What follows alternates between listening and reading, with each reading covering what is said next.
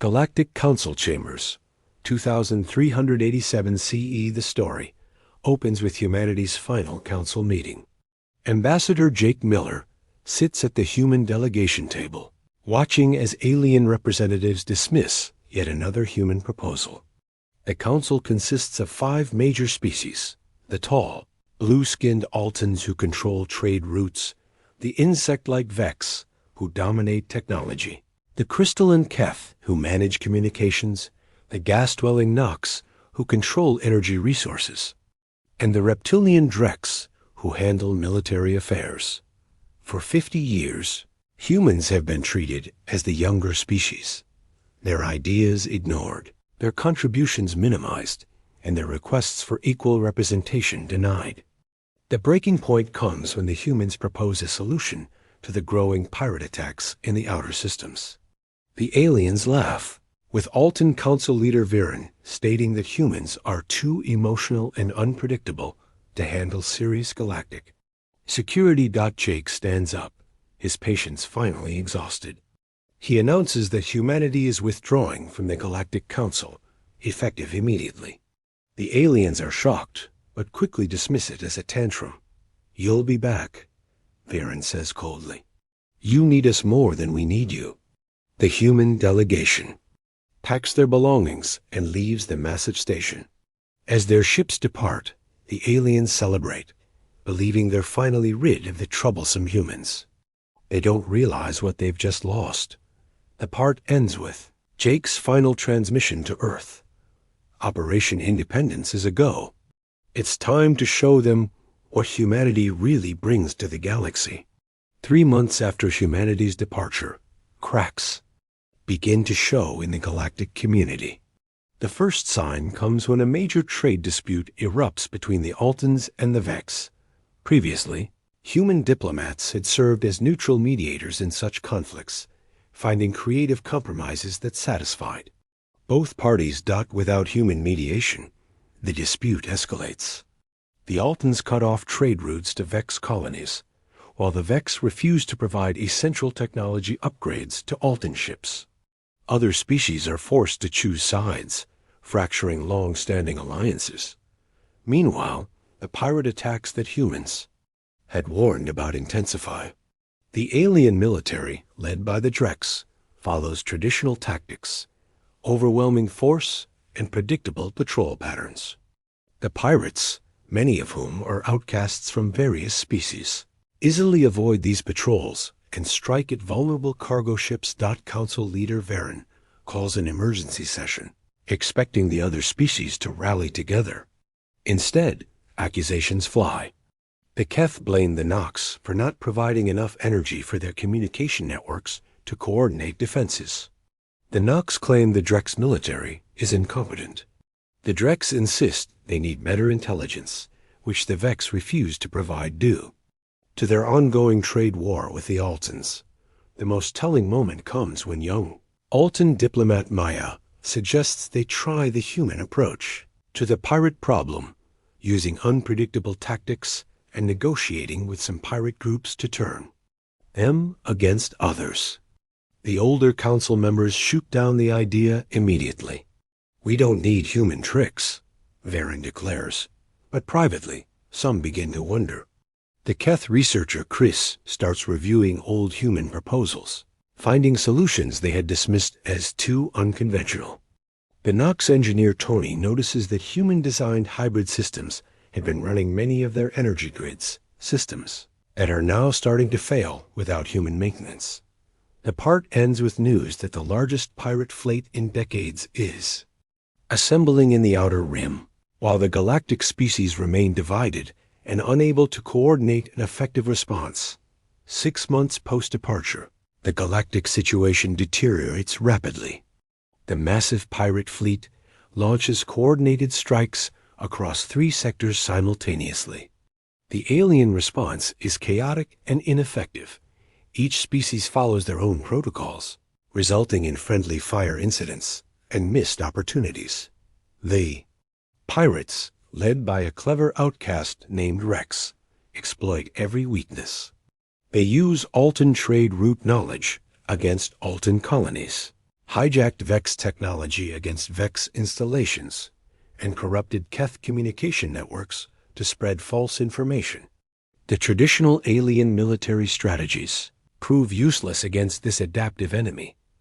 During a particularly devastating attack on the Keth crystal farms, Maya makes a startling discovery while reviewing battle footage. She realizes that Rex's tactics are almost identical to strategies from old human military manuals: unpredictable, adaptive, and psychological. The humans had tried to teach these concepts to the Council's military advisors, but they had been rejected as too chaotic. Meanwhile, critical infrastructure begins failing across the galaxy. Human-maintained systems shut down one by one. Nox energy grids, which relied on human-designed efficiency protocols, start experiencing cascading failures. The Vex manufacturing plants, optimized by human engineers, slow to a crawl as their delicate balance is lost. Even the Altan trade networks, which had been streamlined by human logistics experts, become increasingly inefficient. The breaking point comes when the Council's own station experiences a critical system failure. The environmental controls, originally a patchwork of different species technologies, had been unified and maintained by human engineers. Without them, the systems begin to conflict, creating dangerous atmospheric imbalances. As Maya works frantically to prevent a station-wide disaster, she finally understands what they've lost. Humans weren't just another species. They were the glue that held the galactic community together. Their ability to understand and work with different systems, to find creative solutions, and to mediate between vastly different mindsets had been the invisible foundation of galactic civilization. The part ends with Maya's desperate proposal. To the Council, "We need to contact the humans. We need them back." Viren's response is cold. "Absolutely not. We don't negotiate with deserters." While the galactic community crumbles, humanity has been busy. Far from being dependent on alien technology, humans had been quietly developing their own alternatives. The withdrawal wasn't a rash decision. It was a carefully planned operation. Decades in the making. Captain Lysa Brown commands the human fleet that has been secretly patrolling the Outer Rim.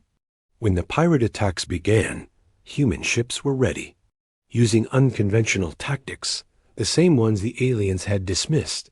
They begin systematic strikes against pirate bases. The humans don't fight like other species. Where aliens use massive formations and overwhelming firepower, humans use small, coordinated groups that adapt to each situation. They negotiate with some pirate factions, turning them against others. They use psychological warfare, making the pirates paranoid and suspicious of each other. Most importantly, they think like their enemies, predicting and countering each move. Meanwhile, human colonies have become beacons of stability. Without the restrictions of galactic law, human engineers have developed revolutionary new technologies. Dr. Bob Wilson leads a team that creates hybrid systems combining the best of all alien technologies, something the species-centric aliens never attempted. The key breakthrough comes when humans perfect adaptive architecture, buildings and ships that can modify themselves based on the occupants' needs. An Altan refugee arriving at a human colony is amazed to find that his quarters automatically adjust to his atmospheric and gravitational requirements. Word spreads through refugee networks about human colonies. Aliens fleeing the chaos find not just safety, but innovation they've never seen. A Vex engineer named Alex is stunned to see human factories that can switch between producing Vex-style electronics and Drex-compatible weapons within hours. The secret to human success becomes clear. They're the only species that truly studies and appreciates other cultures. While each alien species considers themselves superior and others inferior, humans see each species as having unique strengths worth learning from. The part reaches its climax when Captain Brown's fleet encounters the main pirate armada, the same force that has been terrorizing the galaxy. In a brilliant tactical display, the humans don't just defeat the pirates. They convince half of them to surrender by offering them legitimate work in human colonies. As news of the victory spreads, refugees across the galaxy share the same message. The humans didn't just win through superior firepower. They won by understanding their enemies better than the enemies understood themselves. 1 year after humanity's departure, the Galactic Council faces complete collapse. The station's life support is failing, trade networks have broken down, and the pirate threat has evolved beyond their ability to handle. Most devastating of all, a plague begins spreading through Altan colonies, a disease that human medical officers had previously contained through cross-species medical techniques. Maya, now the de facto leader, as older council members have resigned, in disgrace, makes the decision everyone knows is necessary. She sends an encrypted message to human space. We need to talk. The response comes from Admiral Kate Johnson aboard the human flagship. We're listening. The meeting takes place not in the failing council chambers, but aboard a human vessel designed with adaptive architecture. As the alien delegates board, they're amazed to see corridors that adjust for each species' needs, atmosphere that automatically balances for different requirements, and furniture that reshapes itself. But the most shocking discovery comes when they see the ship's crew.